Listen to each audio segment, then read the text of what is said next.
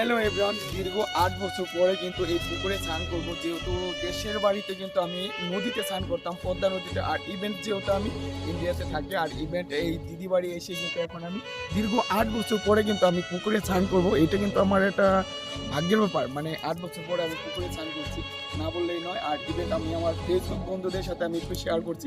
আর এর মধ্যে এখানে ভাগনা আছে, বিয়ে আছে, অনেকটাই এনজয় করি। কিন্তু আমরা এই পুকুরে এসে কিন্তু অনেকটা এনজয় করি। ঠিক আছে, লেটস গো এভরিওয়ান। এরই মধ্যে আমি কিভাবে লাভ দিলাম সেটা কিন্তু একটু রিভাইজ করে দিয়েছি। আর যেহেতু আমি ডুব দিয়েছি, লাভ দিয়েছি, আমাকে কিন্তু খুঁজে পাচ্ছিল না ক্যামেরাম্যান, যেহেতু আমার মামা ক্যামেরা করছিল। আর অনেকক্ষণ পরে আমাকে কিন্তু খুঁজে পেয়েছি। আর কি করব, অনেক দিন পরে কিন্তু আমি পুকুরে স্নান করছি, অনেকটা এনজয় করছি।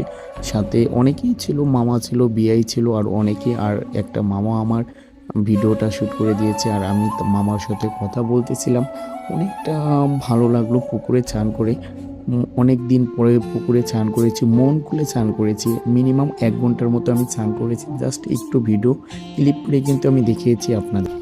সাপোর্ট করো, লাইক করো, হ্যাঁ মামাকে একটু সাপোর্ট করো। এর মধ্যে আমি কিন্তু আমার বিয়ের সাথে দুষ্টুমি করছিলাম, যেহেতু অনেক দিন পর দেখা। ভাগ্নে, এই যে ভাগ্নে, এই যে ভাগ্নে, ঠিক আছে। আমার বিয়ের ভিডিওটা ভাইরাল করে দেবো তোমরা। হ্যাঁ সবাই একটু ভাইরাল করে দাও ব্যাস।